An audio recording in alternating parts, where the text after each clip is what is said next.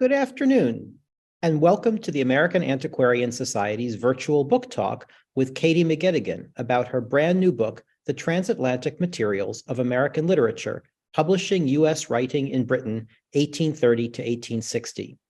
We come to you from the ancestral homelands of the Nipmuc tribal community, who remain an active presence here in central Massachusetts. Today's program is sponsored by the Program in the History of the Book in American Culture here at AAS. I'm Scott Casper, president of the American Antiquarian Society, which is both a national research library and a learned society located in Worcester, Massachusetts. We cultivate a deeper understanding of the American past, grounded in our ever-growing collection of printed and manuscript sources. The Society fosters a broad community of inquiry through inclusive programs and generous support of scholarship. We welcome scholars and readers from around the country and indeed around the world, as well as right here in Worcester, to use our reading room or seek out digitized materials on our website. Our Program in the History of the Book, which was founded in the early 1980s, sponsors talks such as today's and also summer seminars open to graduate students, faculty members, librarians, and others interested in the topic. This summer's topic is material religion.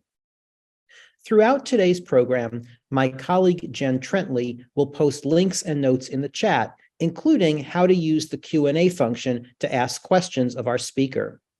And now it is a pleasure for me to welcome Katie McGettigan, who is Senior Lecturer in American Literature at Royal Holloway University of London. Her research focuses on 19th century American and transatlantic literature and print culture. Her first book, Herman Melville, Modernity and the Material Text, was published by the University of New Hampshire Press in 2017. And her brand new book, The Transatlantic Materials of American Literature, Publishing U.S. Writing in Britain, 1830 to 1860, just appeared from the University of Massachusetts Press. For this project, she was awarded a Leverhulme Trust Early Career Fellowship. In addition to print culture, Dr. McGettigan is also interested in archive studies and digital humanities. And so, Katie McGettigan, it is a pleasure to welcome you virtually to AAS and to turn this over to you to talk about your book. Thank you, Scott. Thank you so much for that introduction. And I'd like to start by thanking the AAS for the invitation to speak and for hosting this seminar at a time that allows me to present comfortably from London. I think the transatlantic span of the seminar neatly echoes some of the ideas and objects I'm going to talk about today. I first came to the AAS with a travel grant from the European Association for American Studies to do research for my doctoral dissertation that eventually became my first book about Herman Melville's literary engagements with antebellum textual materiality. But I'm not sure it was really about that before I came to the AAS. The materials I had access to and the conversations I had with fellows, visitors and staff showed me the exciting scholarship that could emerge from attention to print materiality and print culture. And I'm very sure that the seeds of the book I'm going to talk about today were sown in that visit, both in what I learned, but also from thinking, well, I can't stay in Worcester forever. So what kind of materials might a British 19th century Americanist find at home? I was fortunate enough to return to the AAS for the 2015 Digital Antiquarian Conference and Workshop run by Molly Hardy and Tom Augst. And both their ideas and their feedback and those of Michael Winship, who was a guest speaker at the workshop, were influential in shaping this project. So while I'm going to talk about some materials which the AAS has copies of, and I'll try to flag when I do, the fingerprints of the institution, its people and its many friends are all over this work. So yes, thank you very much. So my book approaches antebellum American literature through a set of print objects that are normally excluded from US literary history, British editions of American texts.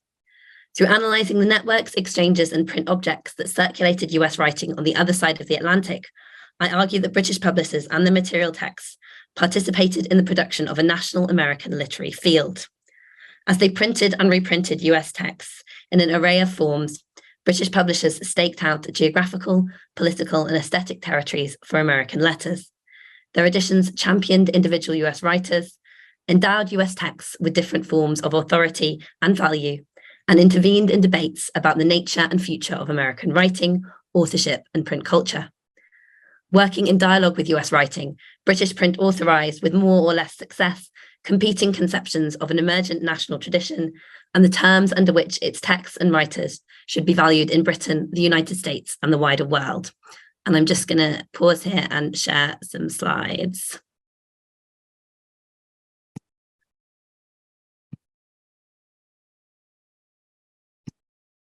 There we go. So I call the processes and print objects through which British publishers fashioned a US literary tradition the transatlantic materials of American literature.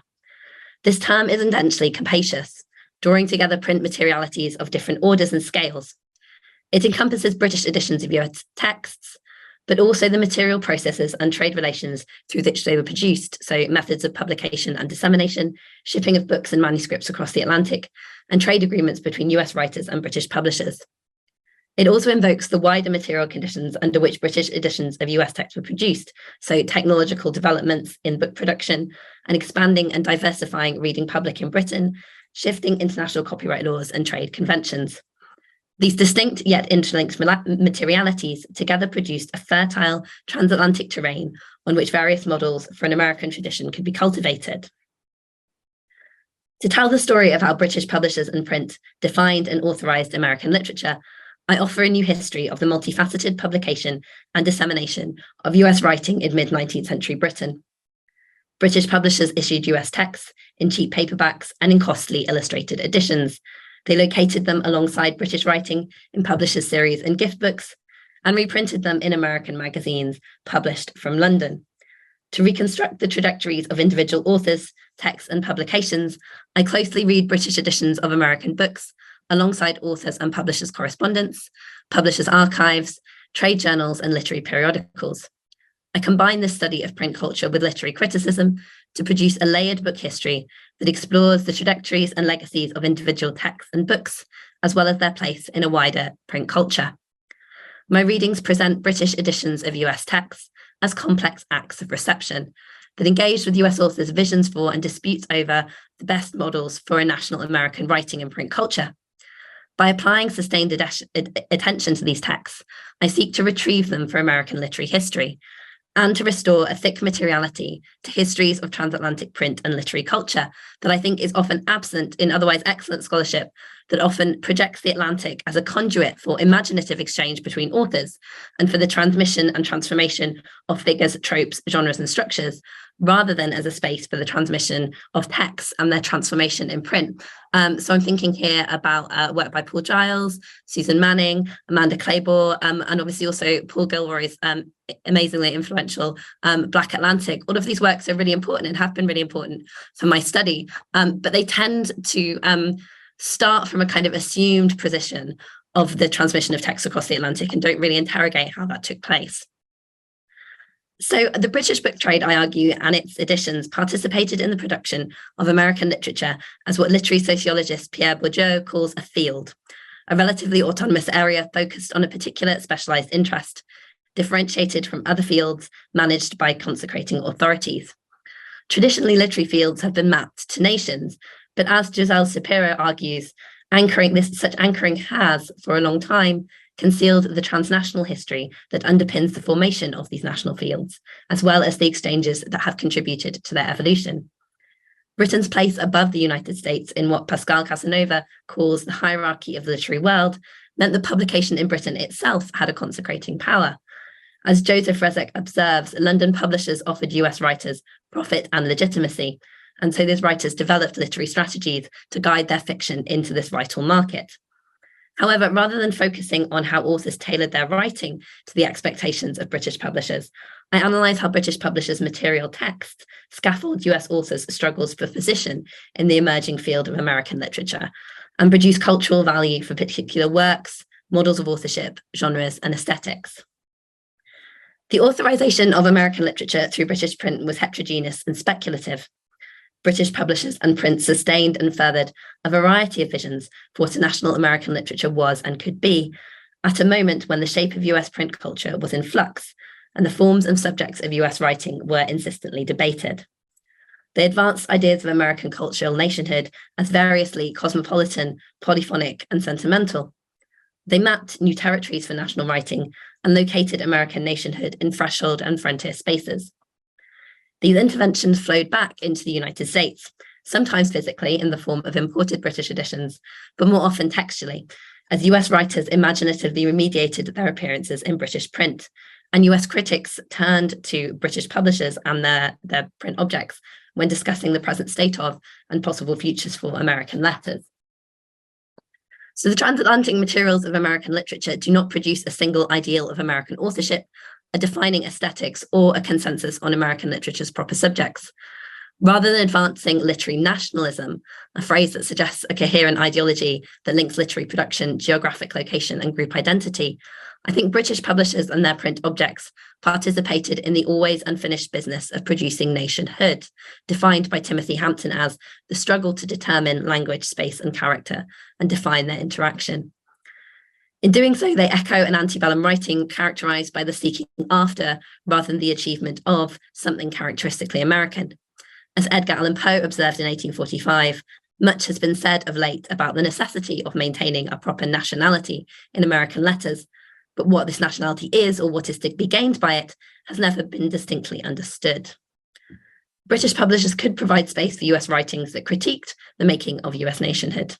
Henry Wadsworth Longfellow and Lydia Huntley Sigourney used highly commercialized illustrated volumes to condemn in places the racialized violence that underpinned the founding and expanse of the United States, although they both ultimately stopped short of offering remedies and alternatives. However, British print also participated in the rhetorics of forgetfulness and strategies for excluding events, meanings, and people who don't fit the myth of community that Homi Bhabha and others have identified as counterparts to the positive construction of national narratives. So today I'm going to talk about how the conditions of transatlantic the print marketplace, including British international copyright law, made it possible for British publishers and their heterogeneous texts to authorize these different visions and values for American literature. Along the way, I'm going to touch on some examples of the British editions that I explore in the book before spending a little more time on one particular print genre, the cheap reprint series or the publisher's library. Examining reprints of James Fenimore Cooper, Catherine Maria Sedgwick, and Ralph Waldo Emerson, I suggest that the material texts of these series territorialized American writing, yet presented the United States and American nationality as relational phenomena. Through the paratextual architecture of individual volumes that established the space of the series itself, British reprint series located an American tradition at thresholds and borders, in transnational spaces, and in movements between the domestic and other, within and without. So, between 1830 and 1860, an increase in literary production in the United States dovetailed with a period of expansion and transformation in the British book trade that saw more books being published, but also new types of books. If established formats like the 3-volume novel persisted, then publishers of varying stripes also experimented with new print products to meet demands from emerging publics in an increasingly competitive print market. Single-authored volumes of poetry declined after the 1820s, and poetry instead became associated with lavishly illustrated annuals produced for the Christmas season and aimed at female readers. What Michael Twyman calls an illustration revolution, fed by new technologies, improving print methods, and engraving techniques, made it possible to sell these decorative volumes at middle-class prices. From the early 1830s, publishers began to issue relatively contemporary titles, as well as older public domain works, in cheap editions, often as part of a series or library. These increased in popularity as the railway expanded, moving cheap books from London to the provinces and creating new scenes for reading and retail, especially of fiction. To fill these print forms, British publishers turned to American texts. They believed that American democratic institutions, as well as an American book trade based in selling large numbers of cheap books rather than few expensive copies, made American authors particularly capable of producing popular literature with cross-class appeal. As such, British firms sought intelligence on the latest works from across the Atlantic. Subscribers to the New York book trade magazine Literary World from the early 1850s included prestigious firms like Richard Bentley, John Murray, and Longmans, the radical periodical publishers Eliza Cook and John Chapman, and the latter of whom also traded in imported American books, and publishers that specialized in cheap reprints like George Routledge & Co. and Ingram Cook & Co. of London, and Sims and McIntyre of Belfast. The diversity of material forms and price points at which British editions of US texts were sold made them hyper-visible to British and American commentators. When Frederick Law Olmsted visited Chester, that's in the northwest of England, he found a bookstall with Emerson's Representative Men and Irving's sketchbook on the counter with newspapers and railway guides, and the proprietor told us he had sold a great many of them. An anonymous English Review article described an Emerson mania, in which his works were reproduced in every possible form and at the most tempting prices, and read by lower class patrons of provincial mechanics institutes and also the youth of our universities. A similar article on Longfellow's writings found them everywhere and in every form, in complete editions on the counters of regular booksellers, in stacks of little shilling volumes in railway bookstalls, and in gorgeously bound and profusely illustrated volumes on drawing room tables. I want to pause here for a moment to note that while most British publishers of literary works for adults experimented with at least one or two American titles, the number of British editions of American literary texts was small, both in absolute terms and as a segment of the British book trade as a whole.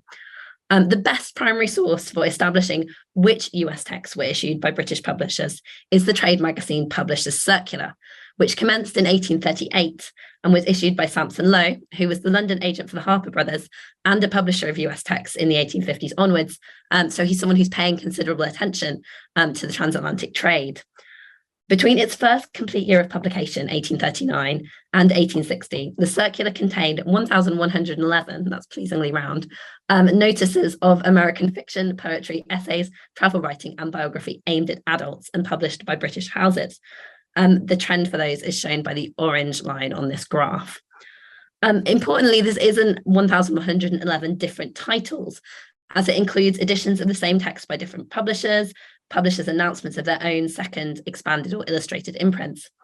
My project was never going to be an enumerative biography, and for lots of different reasons, it's quite difficult to establish exactly how many different editions, different titles of American texts were published in London, and I can talk about kind of why that is if people are interested. So really, this graph is really meant to show trends rather than an absolute number, and I could have tried to adjust for kind of repeat announcements, but I thought that would just introduce more errors, and so I didn't.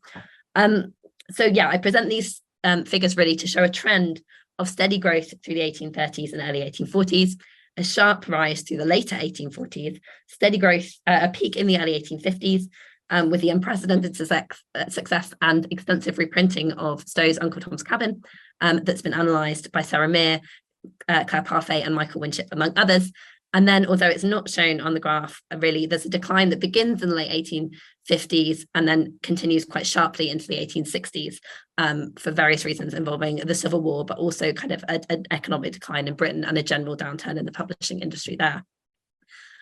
So in the book, I spend some time unpacking these trends, in particular how we might think about Uncle Tom's Cabin as a culmination of American literature's transatlantic materials, rather than the moment at which an American writing sensationally burst onto the British scene.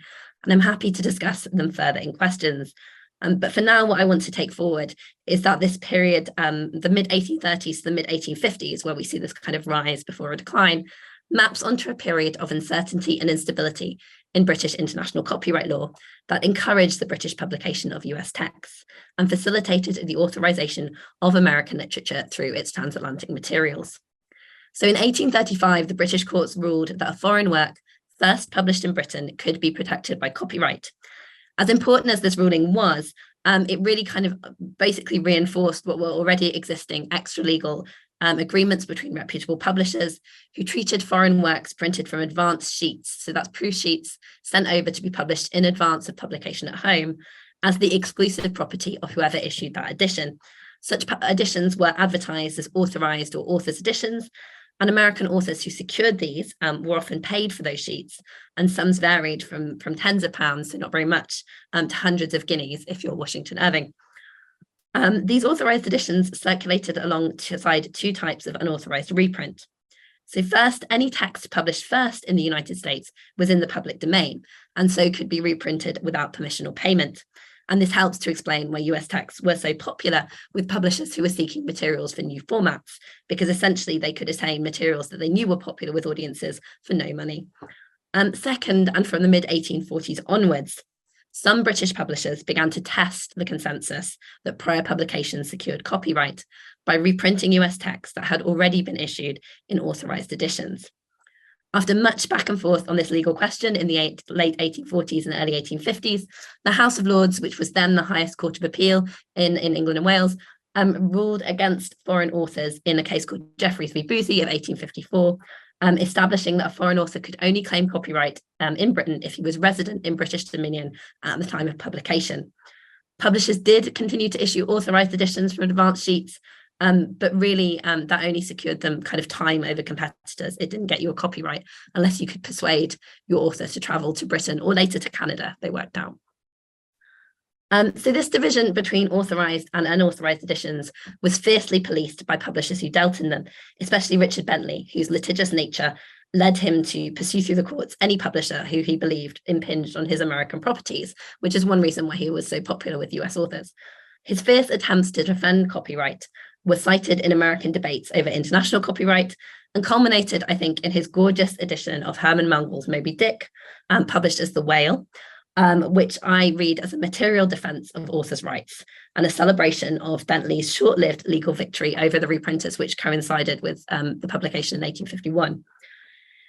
It was also restated in international copyright campaigns, this division between authorized and unauthorized texts of the later 19th century, which tended to position US writers as helpless victims of a transatlantic imbalance of power exploited by rapacious British publishers.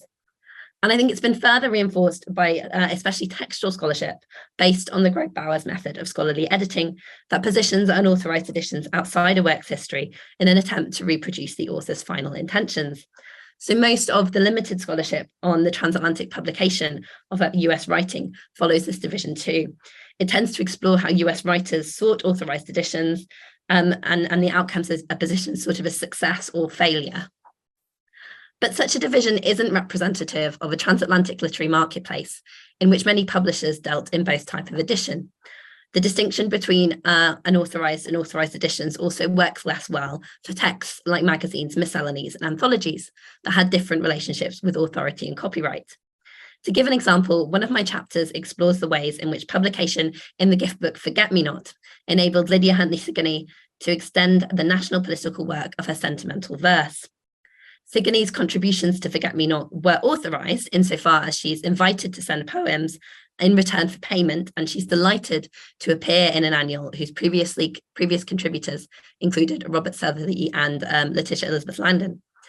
However, the annual's long lead time meant that the original contributions she submitted in early summer were often published in the US before they appeared in London, because Forget Me Not was published for the Christmas trade, and because Sigourney, who was kind of actually very aware of the ways in which reprinting and recirculation would authorize her position as a poetess. She tended to have already by this time sent it to her friends in Hartford, sent it to US periodical publishers, sometimes even to other gift books. Sigourney, I don't think, was particularly concerned about establishing copyright in Britain, especially in light of the cultural authority that publication in Forget Me Not lent to her poems and to a wider American literature.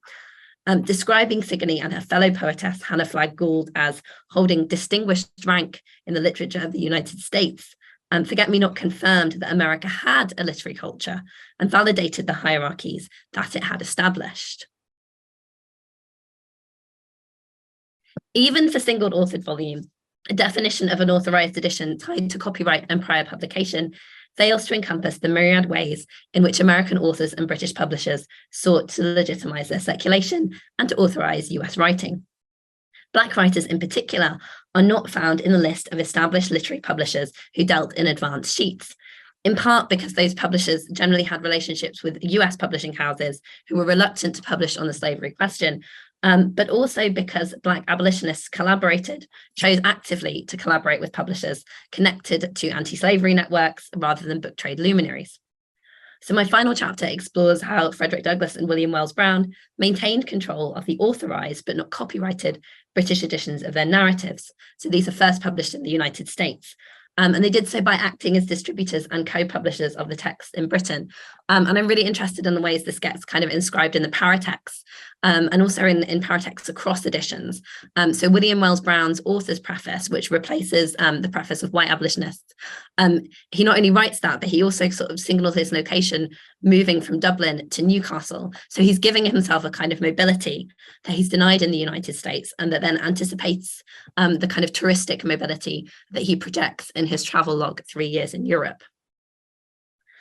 Even less than respectable publishers could produce editions that, while unauthorized, used paratext and material forms to kind of legitimize their own circulation and to situate a US writer as emblematic of an emergent tradition. So I want to take as an example Henry G. Clark, who, from the surviving evidence of his Old Bailey printing business, seems the archetype of an unscrupulous reprinter. He's taken to court for pirating British texts, he burns through partners at an amazing speed, and he's prosecuted for debt in 1847. So he's not really a respectable person. He published, though, the writings of several US authors in his Cabinet series, and there's no evidence he paid for any of these. And copies of some of these are in the AS, just to note that. But Clarke's edition of John Greenleaf Whittier's Poems and Ballads, published in 1844, was authorizing, if not completely authorized, with Whittier informally sanctioning it. So in 1844, Whittier wrote to his friend and fellow Quaker abolitionist Eliza Wright, who was then about to embark for London. And he writes, "It has been intimated that my poems would be republished in England, in Clarke's publications, like Longfellow's, etc.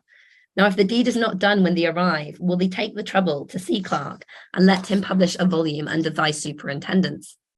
And Wright follows Whittier's directions, and Clarke's edition appears with a preface by Wright and also with Whittier's poems in roughly the order that he proposed in his letter where he instructs Wright to oversee publication. Wright's preface for Clarke's edition lent legitimacy to an unauthorized reprint, but it also claimed space for an American tradition that was distinct and national, and that had Whittier at its center. So Wright writes, "Whittier, whatever may be said of other American poets, is of purely Republican growth. His poetry borrows nothing from foreign countries or customs." So paradoxically, it's in Britain that such claims for Whittier's pure Americanism can be made. And this framing of Whittier as a national poet contrasts with his position in the United States in the 1840s, where, as Michael Cohen's observed, he's largely received as a regional poet of abolitionist verse until the success of Snowbound in 1866. Furthermore, dividing British editions into authorized and unauthorized editions obscured the fact that there could be stark differences within as well as between each category, as shown by the also unauthorized yet authorizing editions of Henry Wadsworth Longfellow's work, which I talk about in the book's first chapter. So Longfellow appreciated cheap reprints of his writing, even in Britain.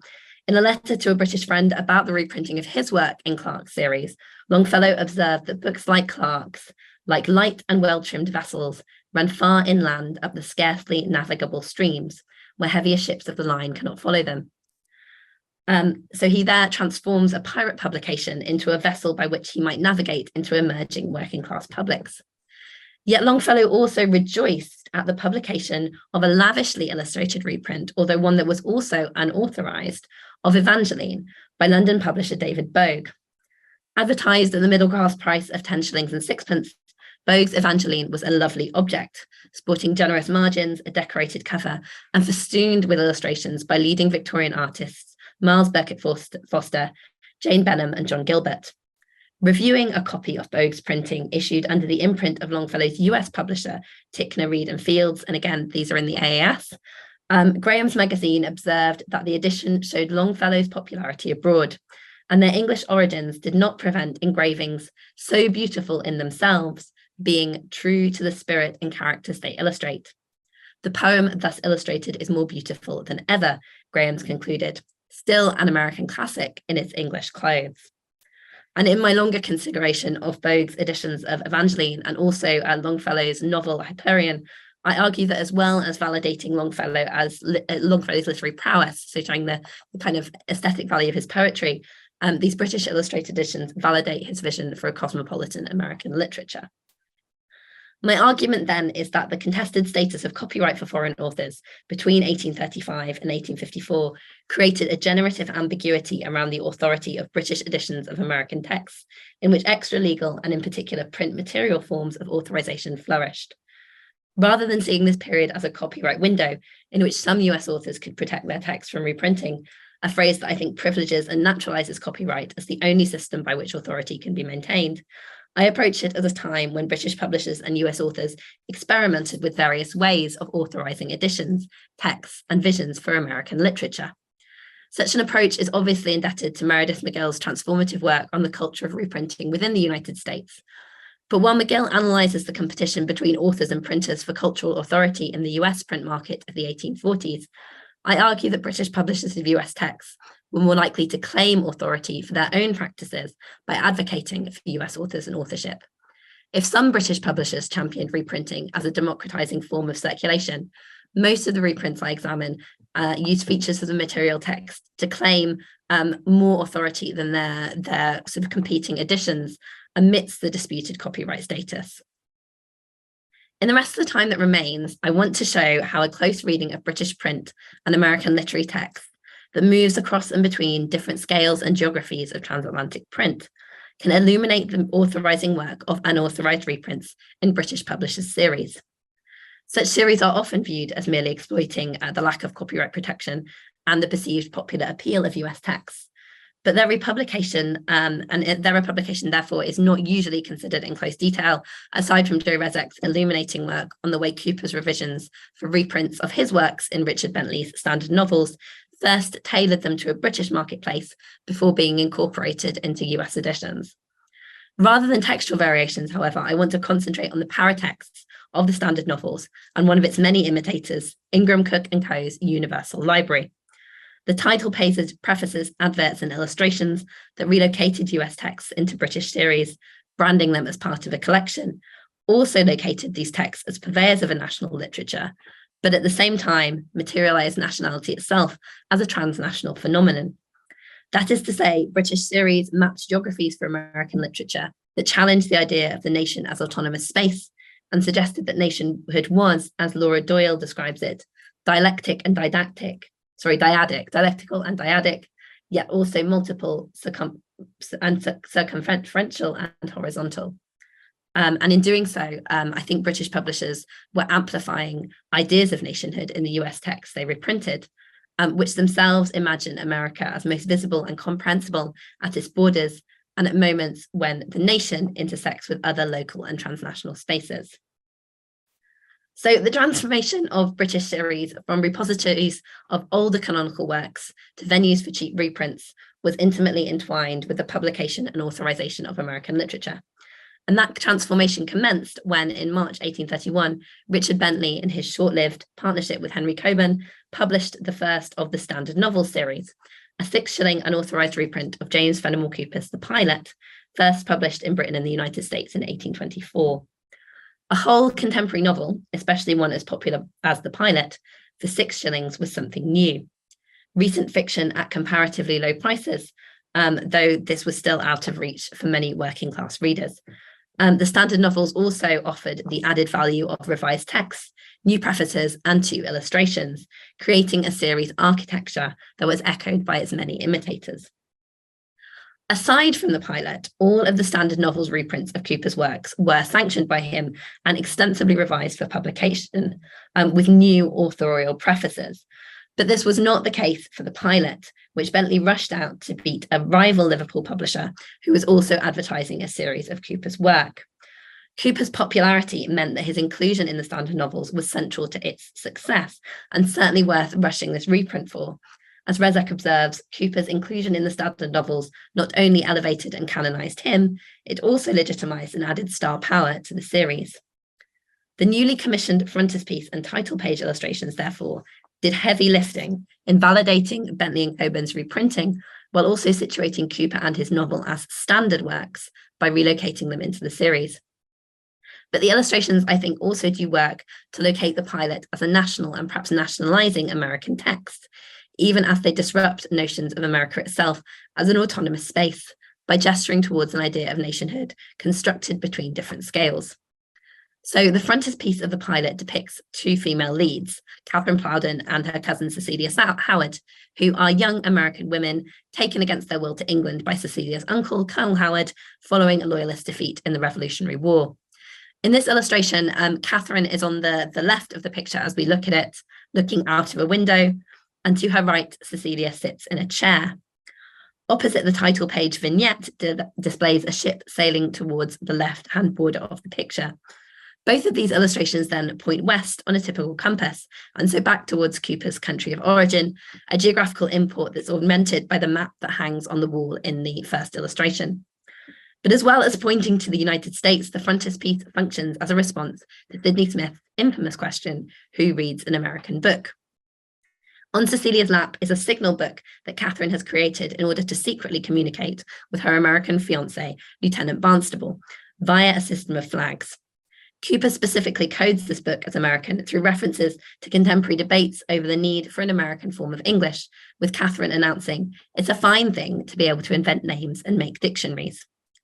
The standard novel's pilot then opens with an image of someone reading an American book, an image that also mirrors the actions of the real-life reader.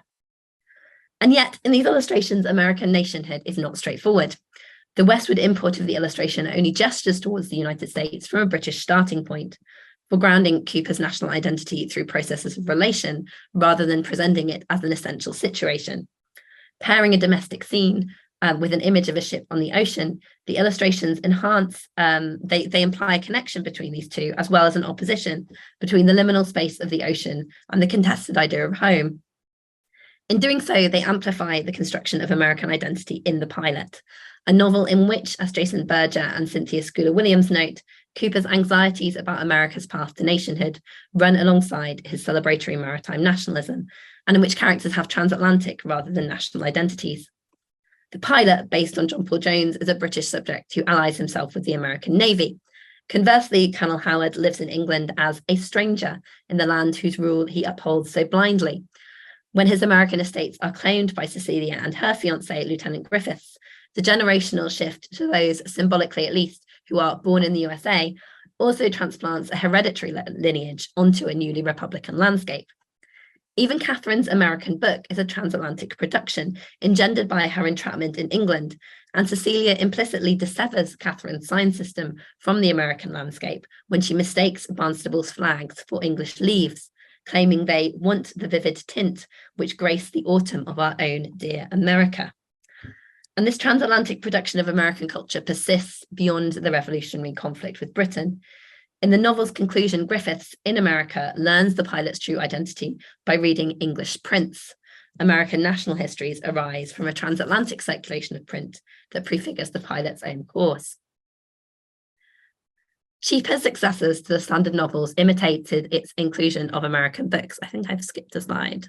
That's the slide I want. I'll have to go back, sorry. Imitated its inclusion of American books. So George Routledge, for example, starts the Railway Library with a reprint of Cooper's The Red Rover, but then actually renumbers the series to make the pilot its number one, positioning it as a successor to Cooper, but also borrowing the cultural capital that Cooper and the standard novels bestowed on each other. Although these series often didn't offer authors the chance for revisions, they copied the material architecture of the standard novels, especially the frontispiece and title page illustrations. One such series was Ingram Cook & Co.'s The Universal Library. Its paper covers transformed the commercial decision to reprint public domain works by British, French, Swedish, German, and American writers into an intellectual virtue and a public service, promising to bring works that had so completely gained universal approbation as to have become an indispensable part of the world's literature, such works as ought to be found in every public library, within reach of the inmates of every house where English is spoken. Such claims were echoed by the imposing illustration of a globe spinning on the back and the classical columns on the front, giving an idea of globality and universality. Yet the nation doesn't entirely disappear. On the back, in the advertisement, authors are listed by their nationality. So the Universal Library then imagines its own work as creating a space in which a distinct and geographically specific American identity is realized through transnational relocations and juxtapositions of texts. This claim takes on particular resonance in relation to its reprint of Catherine Maria Sedgwick's Home, which was originally published in Boston in 1835. Melissa Homestead notes that although scholars often view Sedgwick's saucy didactic fiction of the 1830s as inferior, contemporary responses on both sides of the Atlantic praised these domestic tales for their use of uniquely American materials and their articulation of Republican values. Sedgwick herself stakes a claim for home as the domestic fiction in both senses of the word, explicitly connecting the happy home of the novel's Berkeley family with their location in the United States, saying it would be impossible in what was merry England to have this kind of family life, because the working man, be he capable, diligent, and frugal, has an almshouse in his perspective, or the joyless alternative, a life of safe and pining singleness. And later, this particularly American domesticity serves a national expansion when the Berkeley son Charles exports his home life to a new settlement on the western frontier. Central to Holmes' articulation of what Amy Kaplan called manifest domesticity is a shelf of transatlantic books. Along with Marshall's Washington and American Revolution, the Barclays display Shakespeare, Milton, Pope, Addison, Goldsmith, Fenelon, and a capital atlas, as Mrs. Barclay describes it. Homestead reads this bookshelf within Sedgwick's own sophisticated negotiation of debates over copyright in mid-century America. Observing that many of the books on the Barclays shelf are by definition public property and thus financially accessible even for this barely middle-class family, he suggests that Sedgwick proposes a model in which the rights of an author do not restrict textual circulation, ironically in a text that then goes on to be one of Sedgwick's most valuable. It's later implied that these books, or books very much like them, travel with Charles to the frontier, where they're central to his domesticating imperialism. He makes a circulating library of the books father gave me and founds a reading room for the men on the frontier. If Sedgwick implicitly inserts home into this transatlantic pantheon, as she envisions model Republican authorship, the Universal Library actually situated her book alongside the poetry of Milton and the essays of Goldsmith. The series created an atlas of world literature that was mirrored by the illustration of the globe on the wrappers. And if the publishers are not consciously fulfilling Sedgwick's ideals, the presence of the bookcase in the frontispiece illustration of the Barclays home suggests that at least Ingraham, Cook & Co. attended to that detail of the text. A less obvious choice for domestic illustration was the Universal Library's edition of Essays and Orations by Ralph Waldo Emerson, published in 1853, which opened with a portrait of the youthful Emerson and a title page of a vignette of a building titled Emersons House. Emerson did indeed do much of his writing from his Concord home, although this is rarely mentioned in the writings themselves, and none of his US first editions included pictures of himself or his house. So when I saw this illustration, my first thought was, well, where did it come from? And the answer is from George Palmer Putnam's Homes of American Authors, an anthology of descriptive accounts of Homes of American Authors, which was distributed in Britain by Sampson Low 3 months before Ingram, Cook & Co. published their volume of Emerson. Putnam's volume is a document of literary nationalism that demonstrates the prosperity of America's comfortably housed writers and argues for a connection between American literature and American land. The volume implicitly and sometimes explicitly amalgamates the domestic as home and domestic as not foreign. So George William Curtis, who wrote the chapter on Emerson in the volume, spends actually not very much time on Emerson's home itself and more on Concord, concluding that the readers will easily see Concord's landscape on Emerson's pages, and that despite their Oriental and tropical influences, his writings have no imported air. However, unlike in that vision of American literature in Putnam's cultural nationalist document, Emerson's house is a structure in its own right. Each building of the cluster to which it belongs is described by Curtis as standing liberally apart. So it is in some ways this kind of autonomous space. But placed in the paratext of the Universal Library, Emerson's house functions differently. The house is situated on a threshold at the opening of the book, but also I think as a threshold. Nobody in the Universal Library edition actually goes into this house. It becomes then a liminal space between the text and the outside world, something that the reader passes through rather than something to be inhabited. Reprinting the illustration disrupts the literary nationalism of Homes of American Authors because it renders the American domestic as a space that emerges and perhaps facilitates crossings between, and that's always constructed relative to something else. This transformation of the house, though, I think speaks to Emerson's own disruption of his architectural metaphors across Essays' first series, which is the collection that's reprinted in this edition. The house nation in Self-Reliance is a relatively stable space that must be built and occupied by truly American writers who consider the climate, soil, the length of day, the wants of the people, the habit and the form of the government, and thus create a house in which all these will find themselves fitted and taste and sentiment will be satisfied. But this is not the case for the houses in circles, which are important not so much as spaces to inhabit, but thresholds from which to perceive other houses. We fill ourselves with ancient learning, Emerson writes, install ourselves the best we can in Greek and Punic and Roman houses, only that we may wisely see French, English, and American houses and modes of living. The field cannot be well seen from within the field. Making houses places to see from rather than spaces to occupy, Emerson's metaphor suggests that literary traditions can only be apprehended from outside of themselves. American writers need to fashion a national house, yes, but there needs to be something beyond that for the house to be realized. So the process of American literature becoming national involves realizing that the nation itself is always relational. Despite their differences in prices and prestige, the standard novels and the Universal Library framed US texts as national American products, wedded to a distinct geographic area, while also disrupting the autonomy of that area.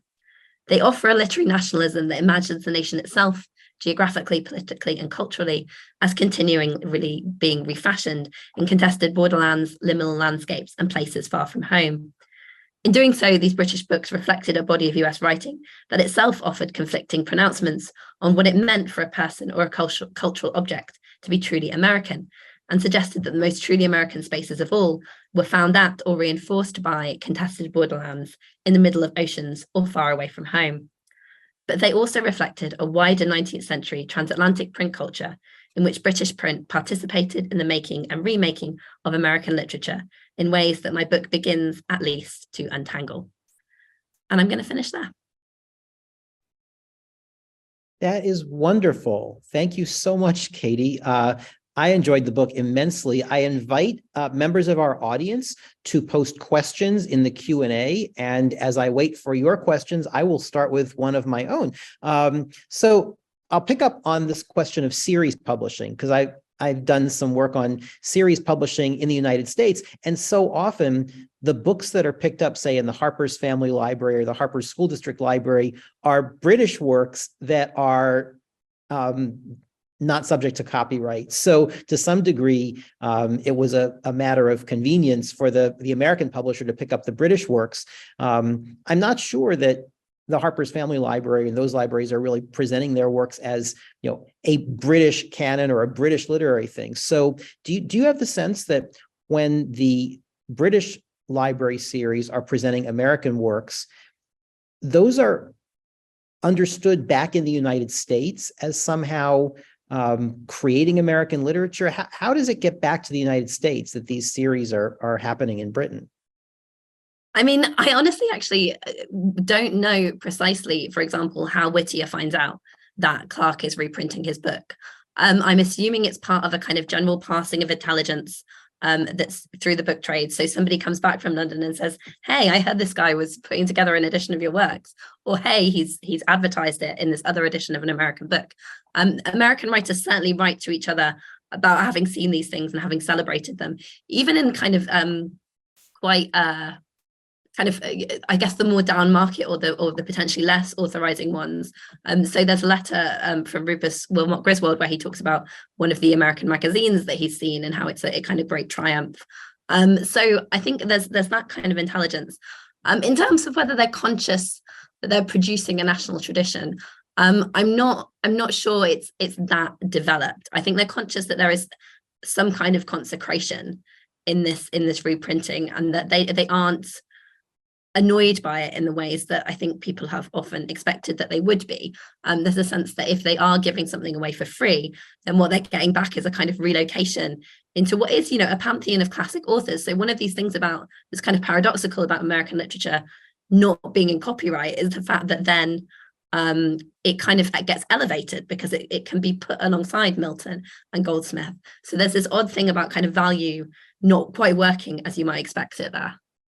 It's really interesting. And toward the end of your book, you describe how in the later 19th century, when there's the debate over international copyright, that's when this narrative of American authors having been kind of disenfranchised or their work being stolen by British publishers, that's when that rhetoric really amplifies rather than, what value they had, the American authors saw in it early on during their own time. Yeah, I think there's a kind of conscious process of forgetting, really, that British publishers were doing this kind of work. I think, which comes partly because there's a sort of odd gap in the 1860s, where there's not much American literature coming over to Britain, which is in part because the Civil War affects the publication trade. There's just not that many American books being written in compared to the 1850s, but also because Britain itself is going through an economic downturn. Books, they're a luxury item. There's something people buy when they're in the money, and so they don't buy them in the 1860s so much. And then by the time you get into the 1870s, a lot of this previous generation of American writers have passed away or are not producing work in the same way.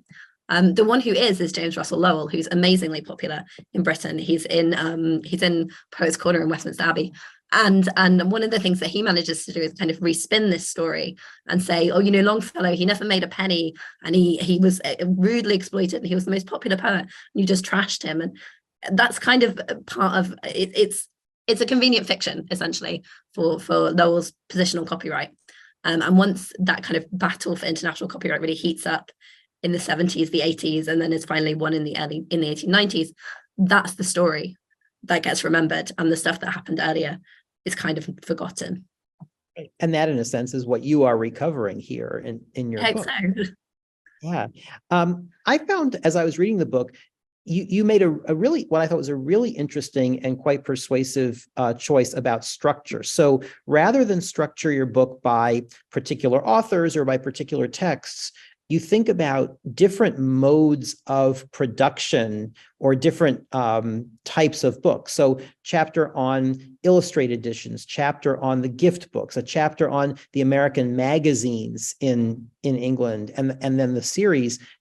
What led you to structure the book in this way around the types of publications? I think there was a few considerations that went into this.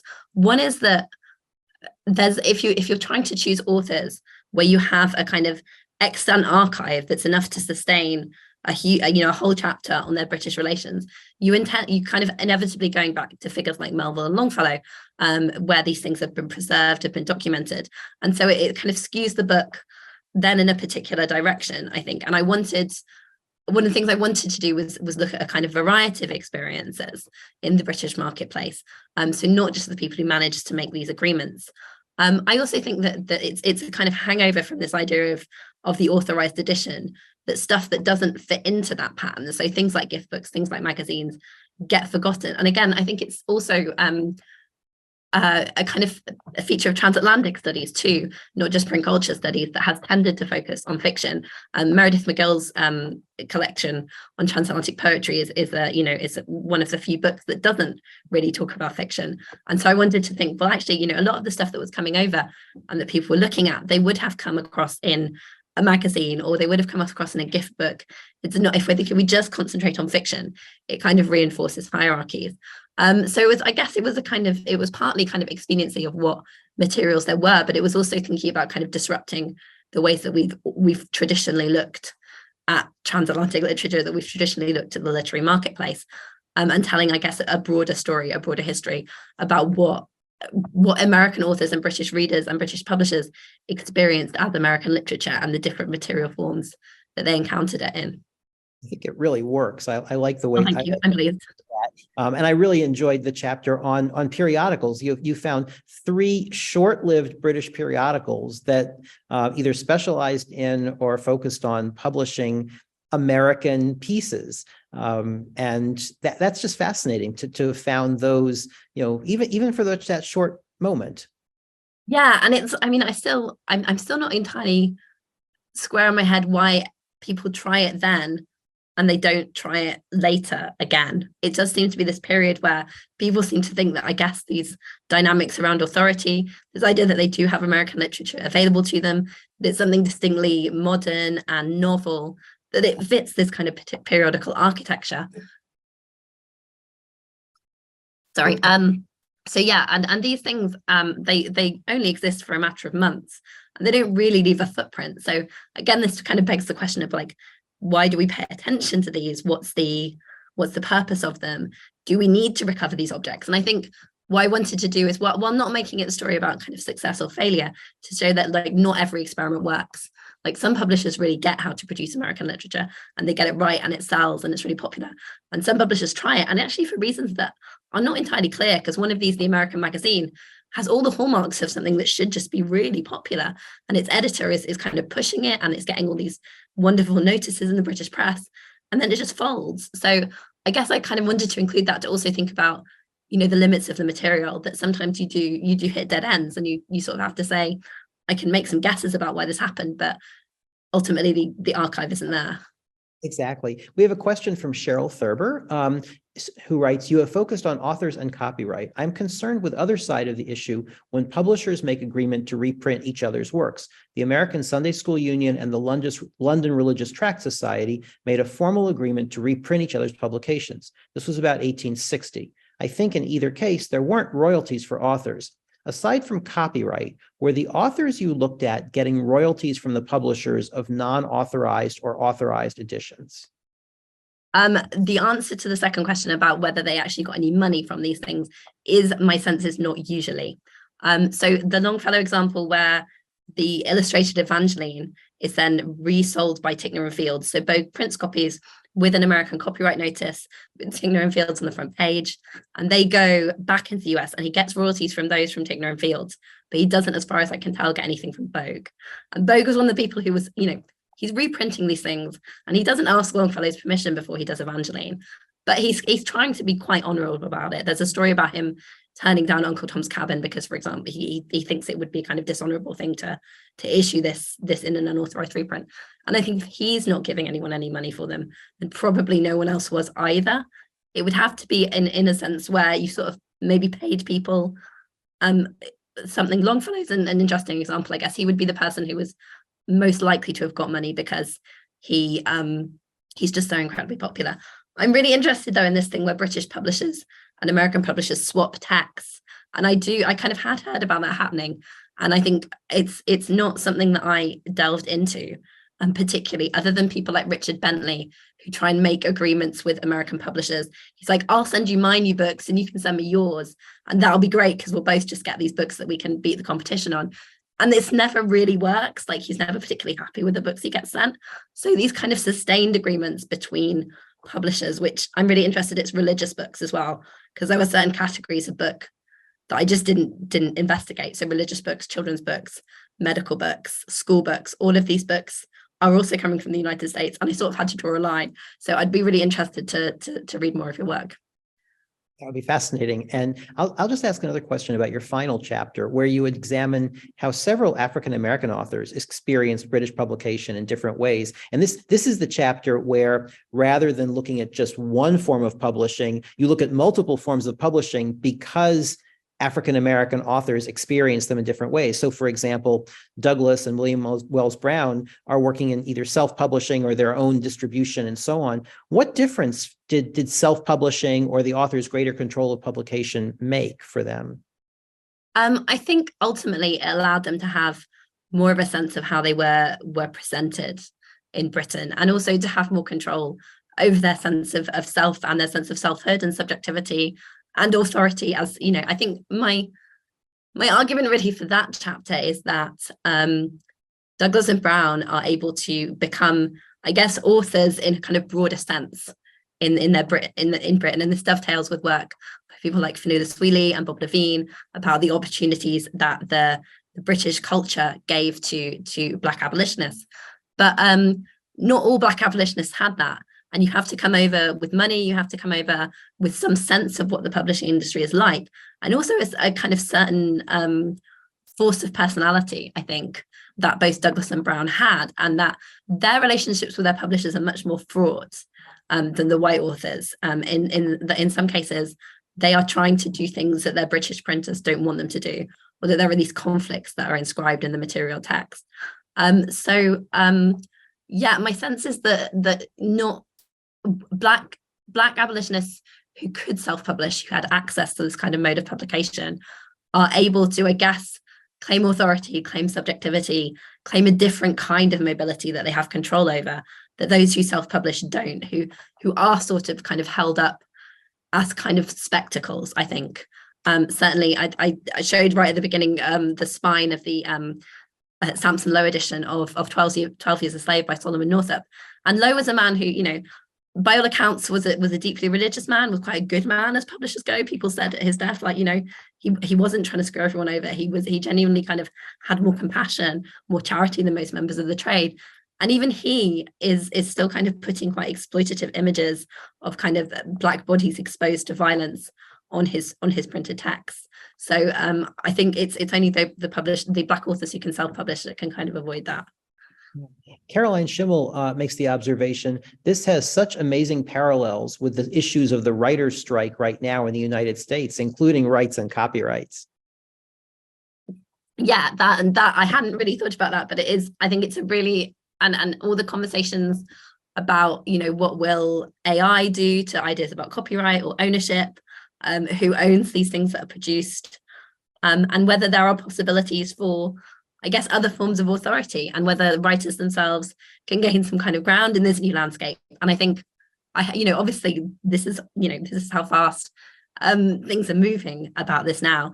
That none of this would really in my mind when I wrote the book. I kind of ended up, I think I started thinking about this idea that I was writing in a moment where kind of nationalist politics in both Britain and the United States was gaining ground, and thinking about this idea of what national culture meant and how we don't, or certain groups don't routinely consider the ways that it's kind of created by crisscrossing. But I think it's a whole other angle to think about it in terms of what it means to own one's writing in a kind of international landscape. And that's something I definitely think I can think about more. I think that'll be great. I'll look forward to what comes next. Our hour has already drawn to a close. So I want to thank you, Katie McGettigan, for this conversation, and also thank everybody who's been watching today. We're so grateful. I'm looking forward to, hopefully you'll come back to AAS and do more research. I would love to. I really, really would like to. I think pandemic and 2 children that's happened between my last visit and now, that it's time for me to come back again. Oh, we would just love that. I want to say a bit about the next couple of programs we have coming up. On Tuesday, June 6th, I'll be talking with Alex Krieger and former Worcester City Manager Ed Augustus about Krieger's new book, City on a Hill, Urban Idealism in America from the Puritans to the Present. That's a hybrid program on site here in Antiquarian Hall and also live streaming on YouTube. That's Tuesday, June 6th at 7 p.m. And our Wiggins lecture, I should answer the question that came up. This recording will indeed be posted. So if you didn't get a chance to see all of today's program, or if you want to recommend it to friends, please do. It's being recorded. It'll be on our YouTube channel probably within the next week or so. I'll also mention that in July, we have our Wiggins lecture in the history of the book in America, featuring Richard Yarborough speaking about Katerina Yarborough, the 1898 Wilmington riot, and the challenges of the archive. That'll be in July. Check out our website for that and for details of other programs. For now, thank you, Katie McGettigan, and thanks everybody who was watching today. Thank you so much, everyone. Bye. Bye.